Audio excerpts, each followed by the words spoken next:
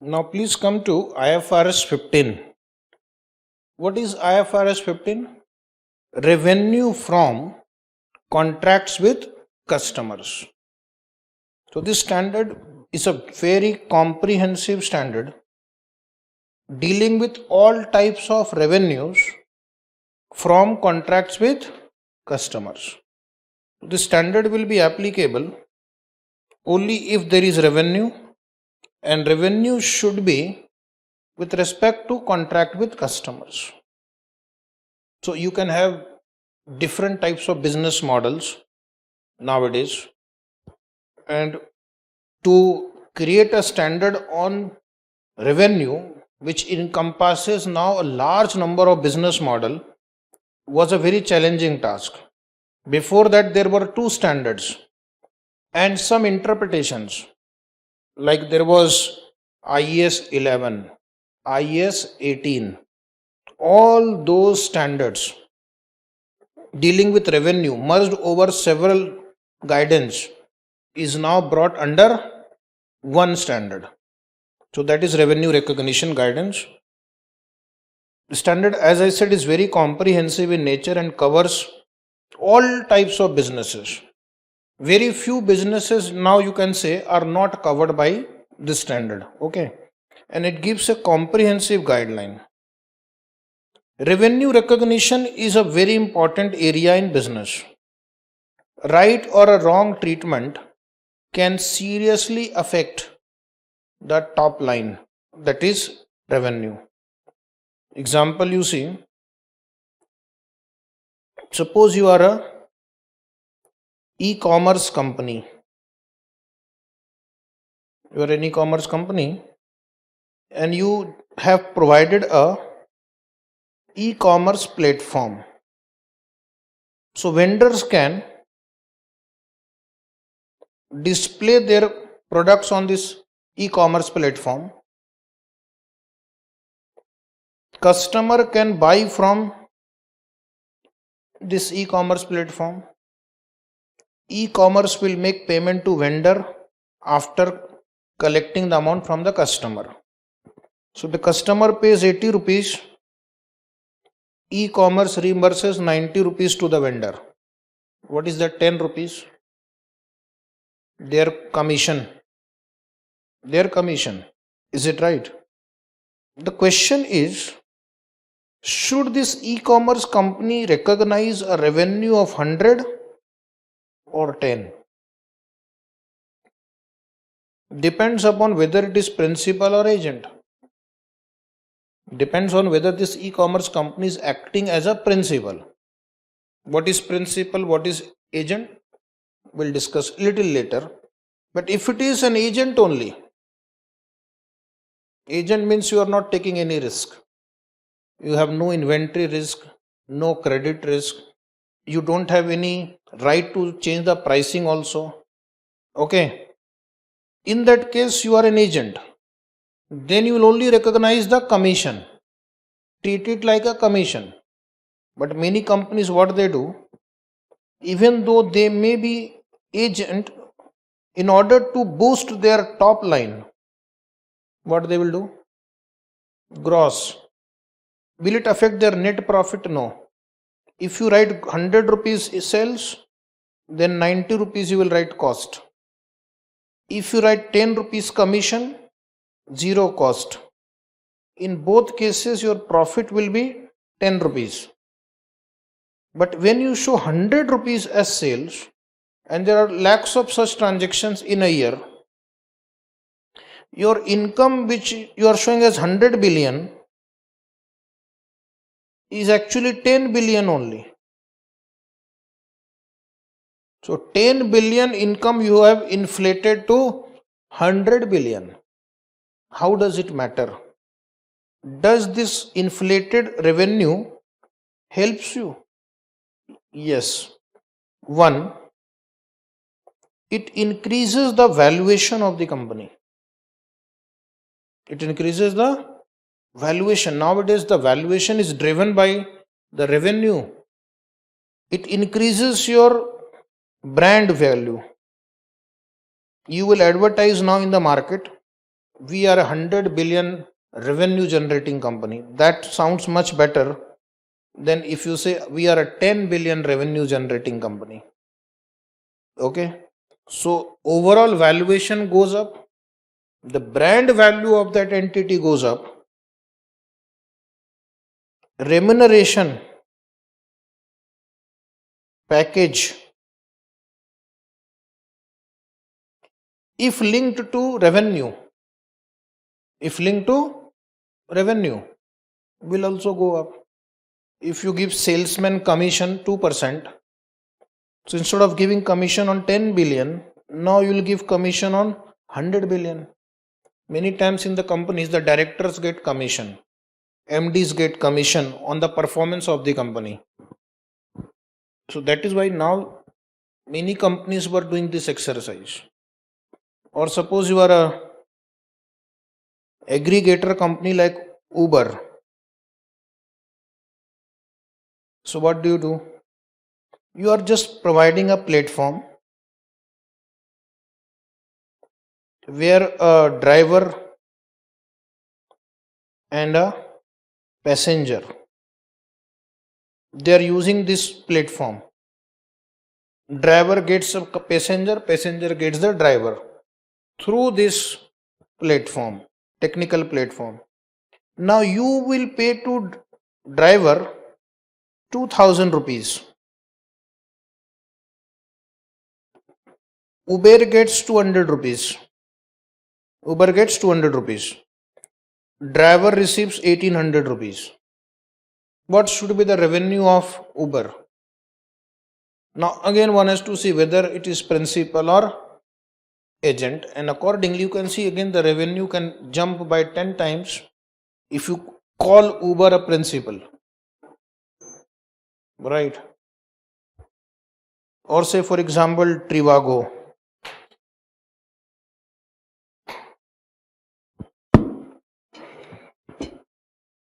Trivago provides hotel booking service. Okay, so you book a room in Hotel Taj, you pay 1 lakh rupees. Then how this 1 lakh is divided? This Trivago gets 5,000. The hotel people keep 95,000. Okay, they get around 5% commission for helping a customer to find a hotel, book the hotel. They are not responsible for providing the hotel services. They are only helping you to find a hotel, and for that they are charging the commission. So here, if they are acting as an agent, they will recognize only 5,000, right? But if they are acting as a principal, they will recognize 95,000. 20 times more income they will recognize if by mistake they treat themselves as principal in this transaction.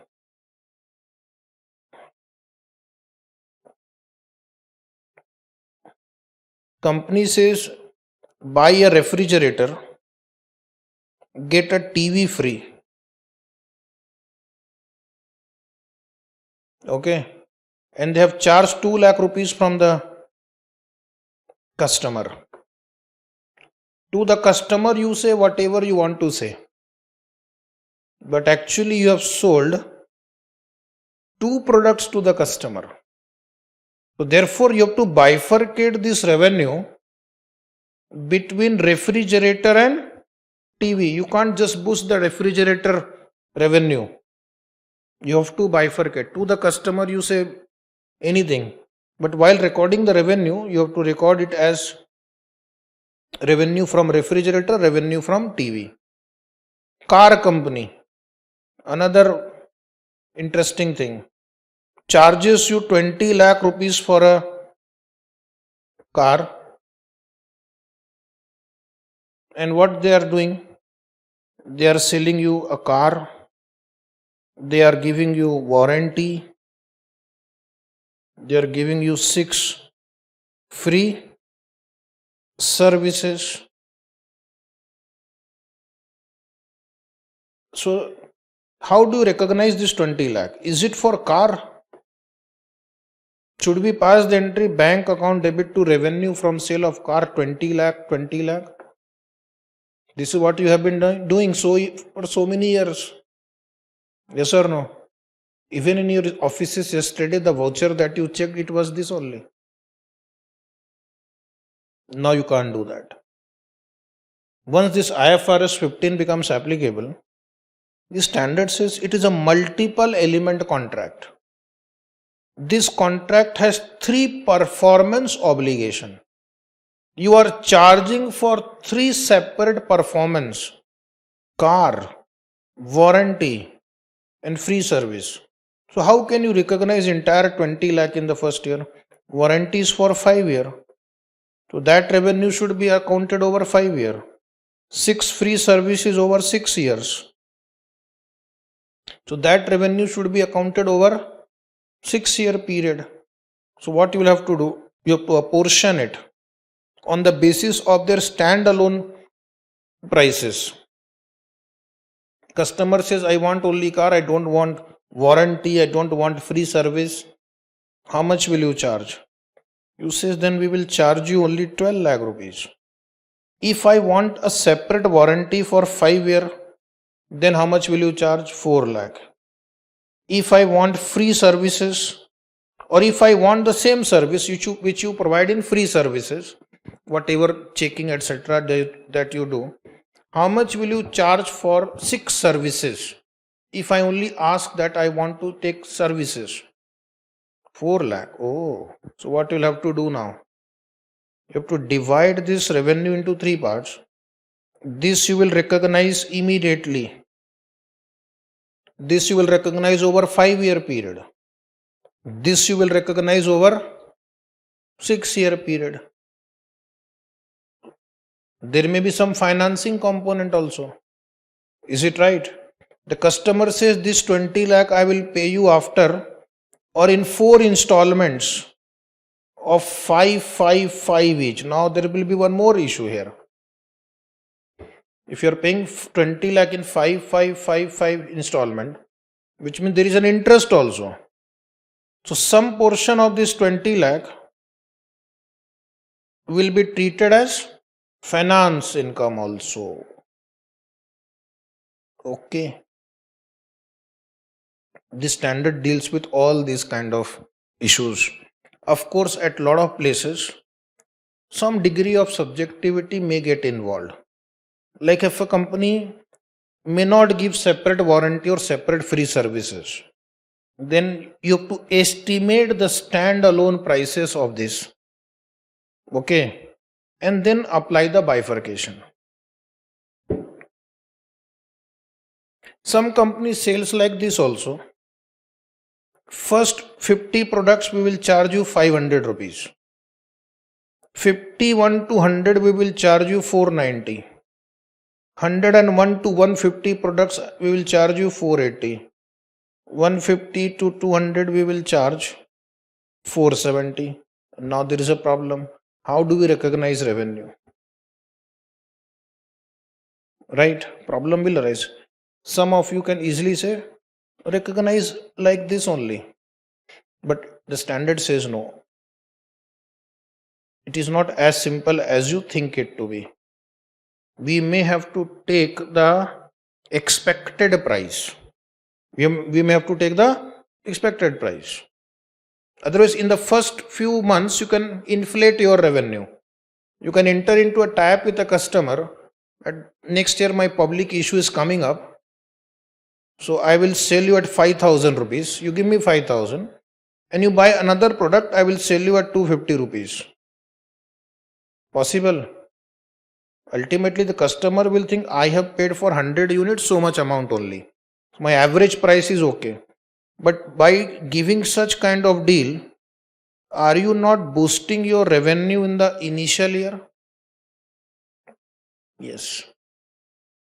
So the standard gives guideline about timing of revenue recognition. That car example I gave you. When will revenue from sale of car? When will revenue from warranty? When will revenue from interest? When will revenue from that after sale service will be recorded? quantum of revenue. Now, in a questions like this, how much revenue should be recognized? 1 plus 1 free. How much revenue should be recognized for each element? Okay. Nothing is free in this chapter, remember. In this chapter, nothing is free. You have to allocate the transaction price if something is free. The principle of timing and revenue recognition needs to be carefully understood. Otherwise, it will lead to error in financial statement. Now on the screen, see what is the scope of this, what we are going to do in the next few hours. You don't have to read. This is our agenda for today and tomorrow. We'll understand the principle of revenue recognition and apply in identification of contract, identification of performance obligation, determination of transaction price, allocation of the price to the performance obligation, recognition of revenue as and when performance are satisfied. In fact, this is the crux of the standard. 5-step model to recognize the revenue. Next is describe the acceptable method for measuring the progress. In case where the work takes a lot of time to complete, we have to recognize revenue on the basis of progress made. But then how to measure the progress, we will see. Explain and apply the criteria for recognition of contract cost. So how much contract cost should be recognized? Then specifically account for following types of transaction. Okay. So we will deal with transactions of principal versus agent, repurchase agreement, bill and hold arrangement, consignment agreements. These are special transactions we are going to cover. Goods sold on sale or return basis, goods sold on approval basis. So 5 special type of transaction I am going to discuss, how to recognize revenue there. And then we are also going to deal with how to recognize different types of consideration, including variable consideration. Consideration can be in the form of cash, but consideration can be in the form of non-cash also. Consideration can be fixed amount, which normally we use, but consideration can be a variable amount also, which includes discount, incentive, okay, etc. We will also deal with if the transaction price has significant financing component. Buy now, pay after 3 years. But that pay after 3 years means the transaction price includes interest also. Remove it. And then finally the financial statement extract for contract where performance obligations are satisfied over time. This is what we say construction contract accounting. Now this standard has brought even the accounting of construction contract under its net. Earlier you had IES 11 dealing with construction contract and IES 18 dealing with other revenue. Now they have been merged. So the last part of this chapter, towards the end, we will see how to do accounting where work spreads over many financial year. Then how to do the revenue and cost recognition. In this chapter, continuously give focus to substance over form. In form, it may look like something different, like a car sold for 20 lakh. Ask any normal human being, he will say this car is of 20 lakh rupees. But dear student, this car is not of 20 lakh. Along with car, you are getting 5-year warranty, 6 after sale service, and you are paying in 4 annual installments. So some interest is also included. So substance is that you are getting 4 benefits by buying this car. You are paying for 4. Seller is getting 4 considerations. So you have to record 4 items. Okay. 1 for 1 free, nothing is free. You are paying for 2 only. And he is also charging you for 2. Allocate the cost. It dictates that accountants must utilize critical thinking. You are the accountant, the one who is reading this chapter right now. You must use critical thinking in determining how to present the information by assessing the reality of a transaction. IFRS 15 is a 5-step approach. 1. Again, we'll repeat later. Identification of contract. There must be a contract. We should be able to identify what is the kind of contract this is. Practically, it can be challenging also. Contract can be oral. When you go to buy a notebook in a shop, it's an oral contract. Is it right? Contract can be written. This is usually the case when the amount involved is significant. Contract can be implied. You go to a tea vendor shop, sit down there, okay? He brings a cup of tea and puts in front of you. You drink it also. Nothing oral, nothing written. But there is a contract that you have purchased tea, he has supplied you tea. Is it right? In some restaurant, you just go and sit there, they'll put a plate of samosas in front of you. Okay? And if you eat it, you pay for it. That is implied. Then after that, practically you have to do this exercise. And this will require a lot of understanding of contracts. And then after reading the contracts, you have to identify how many performance obligations are there. How many performance obligations are there on the part of the entity, the seller. Single performance obligation, multiple performance obligation. What are those obligations? Like if you sell software and you give 3-year updates, you give 5-year maintenance, okay, you are actually having 3 performance obligation. The software companies will have to be careful in future about revenue recognition. If they give updates free, maintenance free, nothing is free, I have told you, you are charging for it. And your revenue has to be allocated. So in case of software business, this can happen. Some companies sell cell phones. Okay. And what is the scheme? The scheme is you will get one handset. You will get free telephony service. So I will say free telecom service for 2 years. And you will have to pay the price of the cell phone 36,000 rupees in 24 installments. Wow. What an idea to promote the sale. Okay. Get a handset. Get the 2-year data free. Pay in 24 installments. Will the seller recognize a revenue of 36,000 rupees? Immediately? The answer is no. You have to bifurcate this into 3 performance obligation. Some portion of it is handset.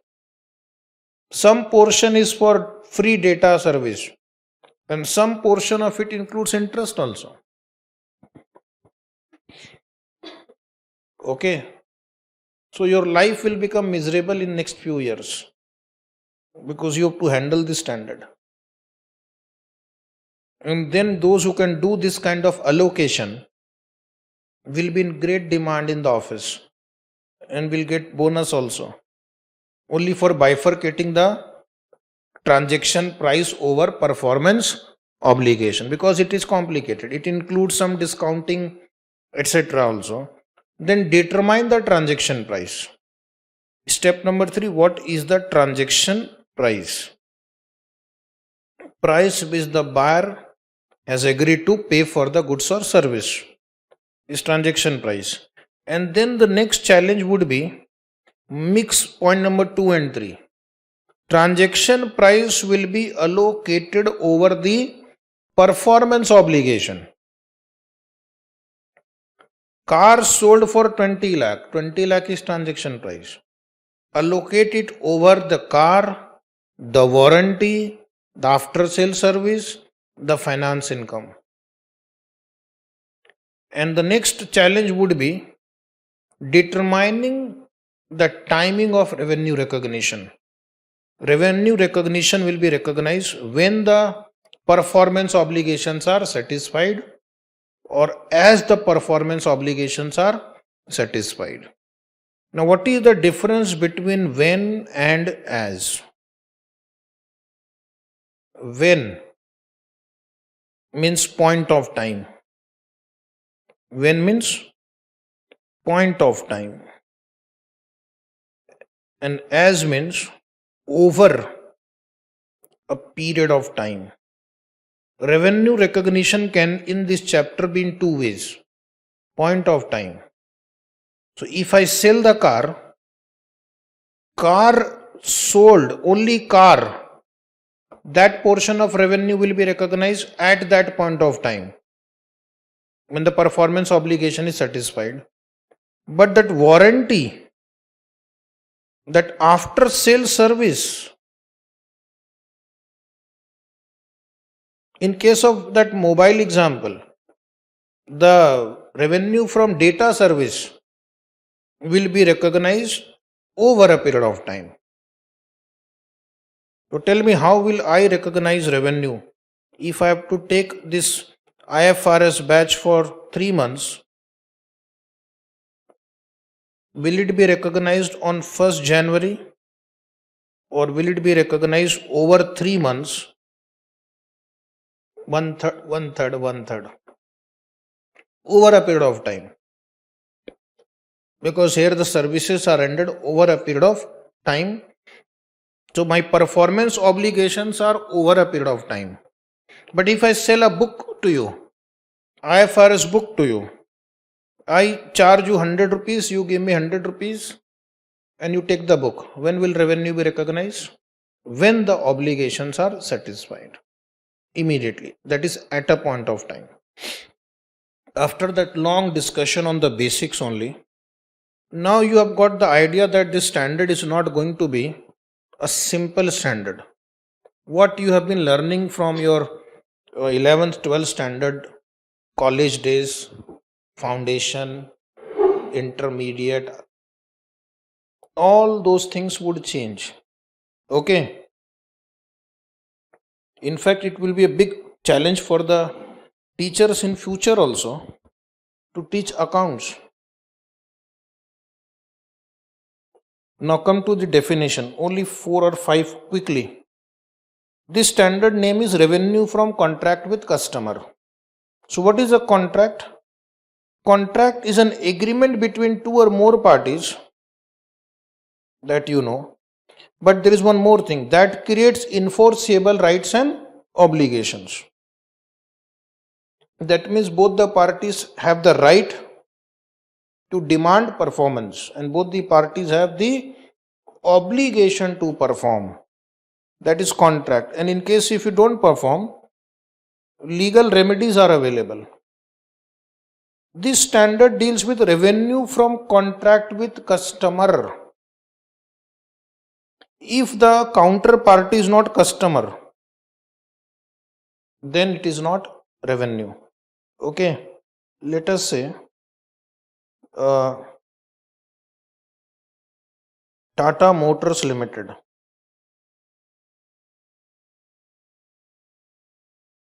donated 1 truck to army Is it revenue from customer? Because in this example, army is not a customer. Okay, army is not a customer, so this will not be accounted as a revenue under this standard. Or second example, a company receives dividend from other company where it had invested money. Is the dividend income received is a revenue? Say no, because it is not in the contract with customer. The other entity is not my customer. Okay, so dividend income received is not revenue. Donation received, not revenue. It has to be with the customer.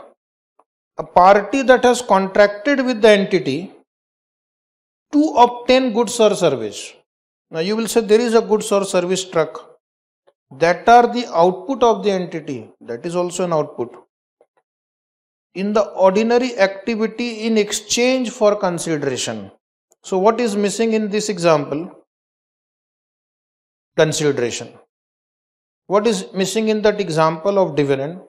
It is not for goods or service. Okay. It is not an output of the entity.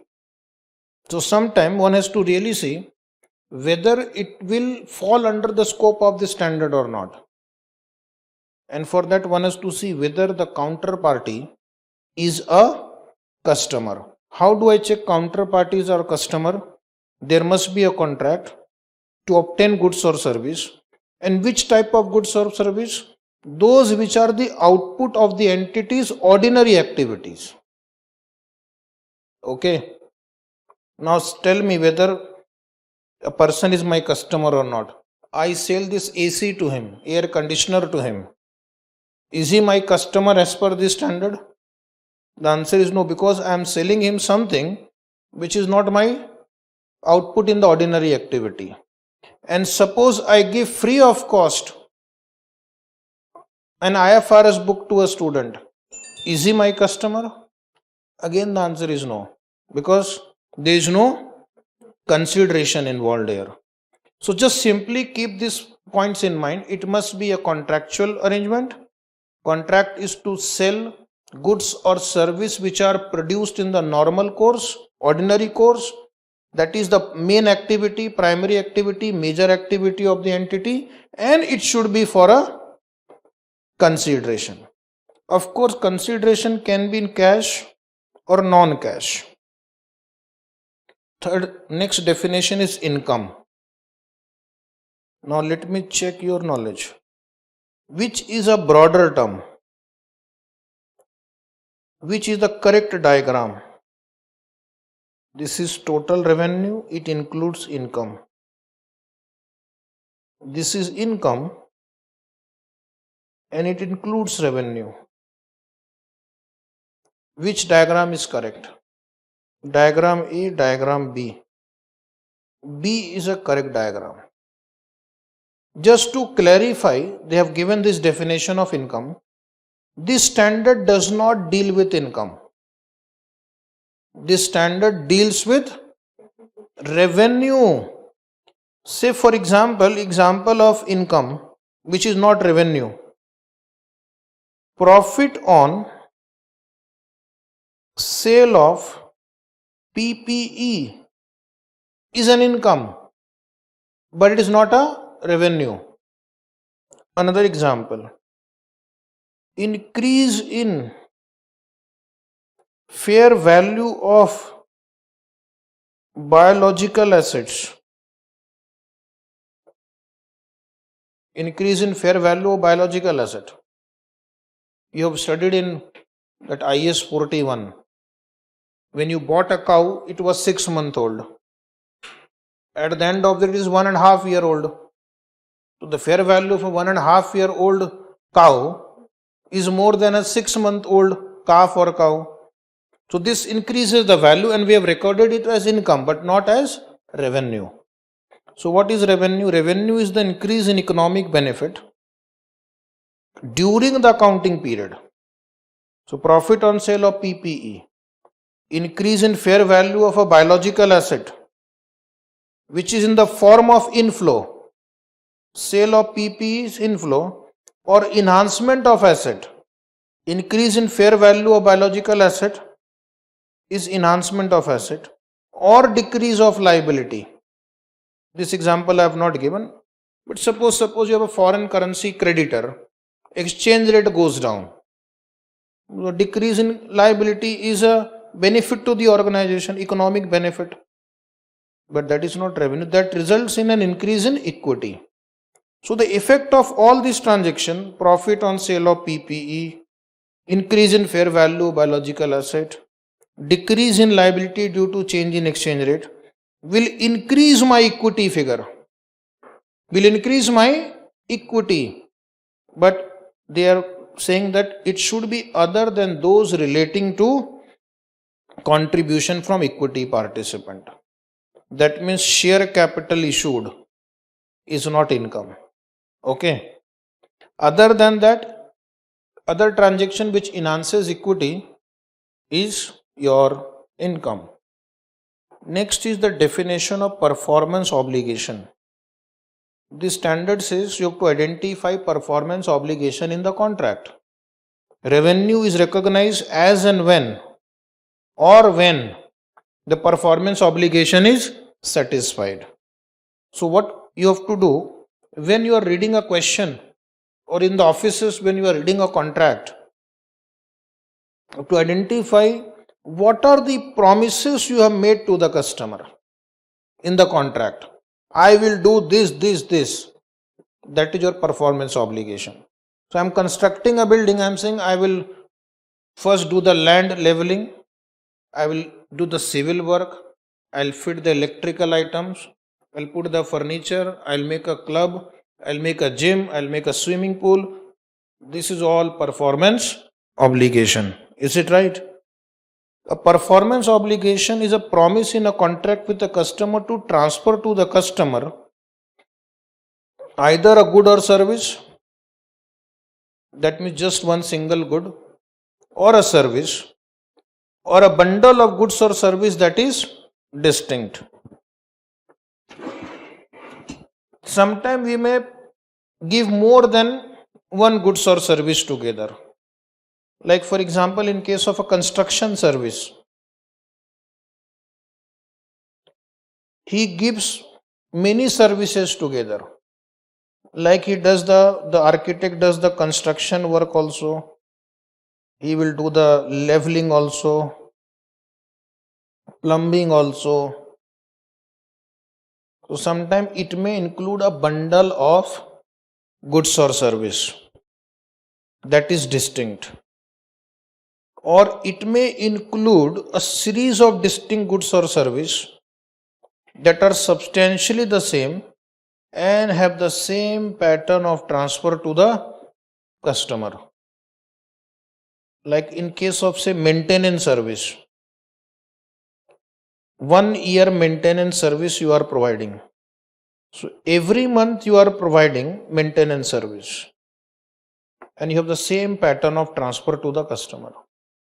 Your audit service that you provide in the office, every month you are providing service and they are substantially the same and have the same pattern of transfer also. So that is also performance obligation. So this is basically where we provide services over a period of time. Or for example, the ICAI magazine, Institute of Chartered Accountant of India, you subscribe for 3 years. Have you subscribed? No, because we don't have time to read our normal book only. Who is going to read this ICAI magazine?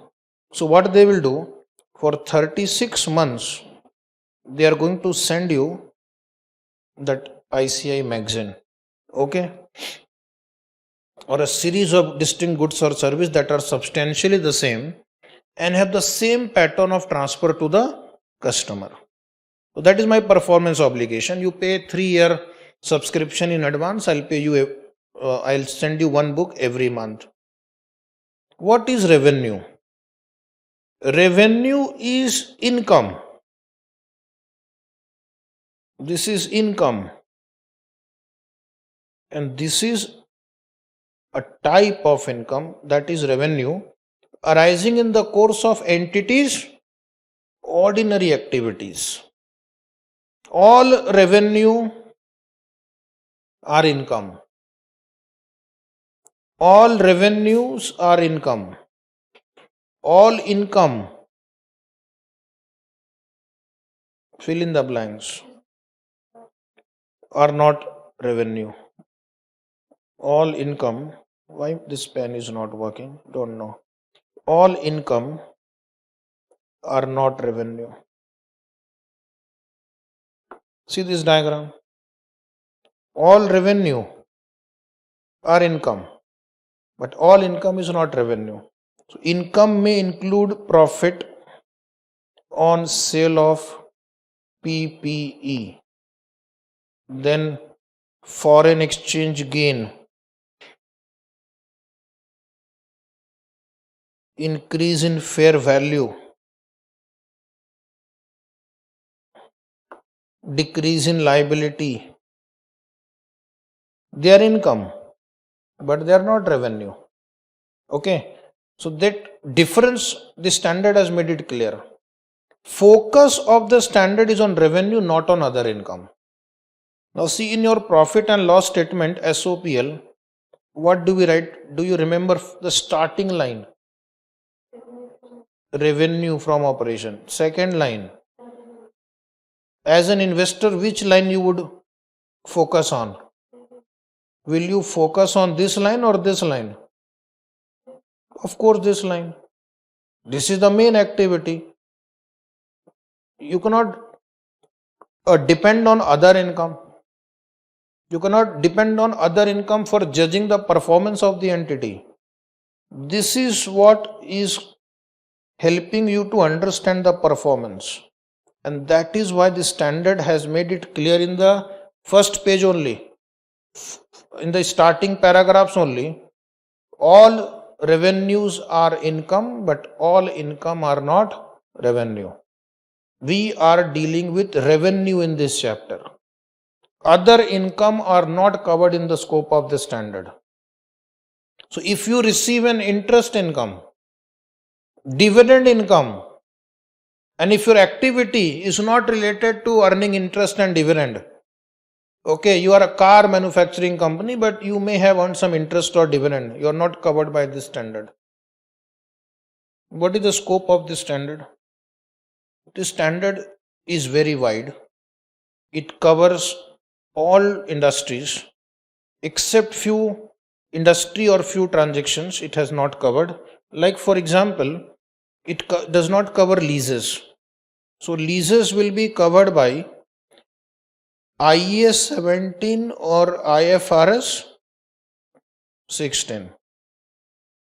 Then insurance is covered by IFRS 4 or IFRS 17. Then financial instruments, IFRS 9.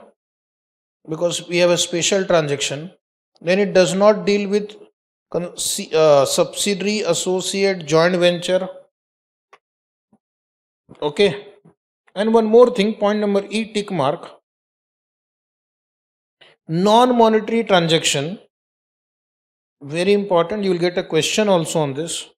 Non-monetary transaction between entities in the same line of business, where this is done to facilitate sales to customers or potential customers. Have you understood?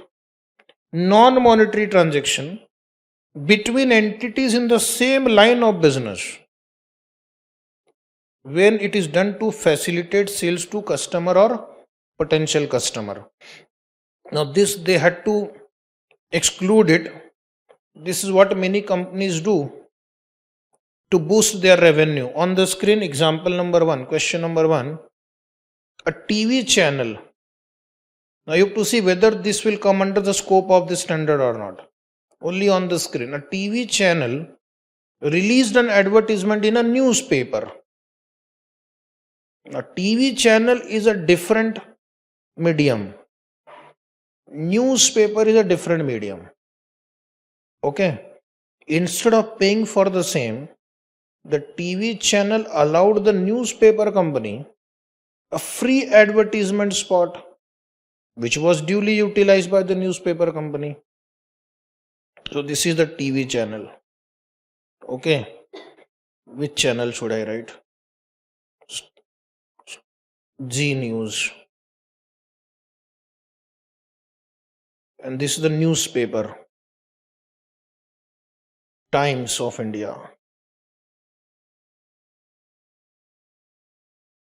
So this is a transaction like this. G News will advertise in Times of India. Times of India will advertise in G News. How revenue for this barter transaction in the area of advertising will be recognized and measured? So this is a very tricky question, I'll tell you. First of all, they should not recognize revenue only. That is one answer. Second, they should recognize revenue on the basis of respective fair values. So what is the answer? They should recognize. Why? Person watching TV does not read newspaper. They read. But he may not read also. So read the line again and come to the conclusion. Non-monetary transaction. This is non-monetary. G News will not pay to Times of India. Times of India is not going to pay to Z News. What they have exchanged? The respective advertisement slots, and which is quite common in this industry. In the same line of business, now both are news related activities. One is disseminating news through TV and one is disseminating news through print media, where this is done to facilitate sales to customer or potential customer. Is it done to facilitate sales to customer or is it for their own promotion? Okay, another example, if I give you, you'll understand. Now suppose there is HPCL, Hindustan Petroleum Corporation Limited, BPCL, Bharat Petroleum Corporation Limited. They have a factory in Guwahati. Guwahati, spelling may be wrong. People from Guwahati will excuse me. Okay. So Guwahati HPCL has a factory. Example, all these examples are just imaginary. And Bharat Petroleum has a factory in say Chennai. HPCL has to deliver oil to a customer in Chennai. So now what they will do? They will send a tanker to Chennai. Reverse. BPCL has to deliver oil to a customer in Guwahati. They will send a tanker to Guwahati. Oil is the same. Similar business, same product. But sometimes what they do? They will contact each other. HPCL will tell BPCL, BPCL, I have a customer in Chennai, you have a factory in Chennai. Why don't you deliver so many units of oil to my customer? And in return, I will deliver so many units of oil to your customer in Guwahati. This will fit into that sentence. Non-monetary transaction between entities in same line of business where this is done to facilitate sales to customer or potential customer. So then this transaction of HPCL, BPCL will be excluded. What about a TV news company advertising in the print news company? IFRS excludes from its scope non-monetary exchanges between entities in same line of business to facilitate sales to customers or potential customer. In industries with homogeneous product, this example, product is homogeneous. It is common for entities in the same line of business to exchange products in order to sell them to customer or potential customers other than the parties to exchange. The current scenario, however, will be covered under IFRS 15. A TV company giving ad in print media company giving ad in TV, since the same is exchange of dissimilar goods or service. Dissimilar means TV ad is not equivalent to print ad. Both the entities deal in different media. One is print, one is electronic. So as per IFRS, an entity shall consider the terms of the contract and its customary business practice to determine the transaction price. So now what each of them will do, they will have to recognize it as a revenue. They will think like this: if so much ad was given on my TV channel, how much I would have charged to any other customer? So that much revenue TV channel will recognize. Print media company will think, if so much ad is given by a customer in our newspaper, how much revenue I would have recorded for that. So accordingly, they will recognize the revenue. Okay. Now we will take a break.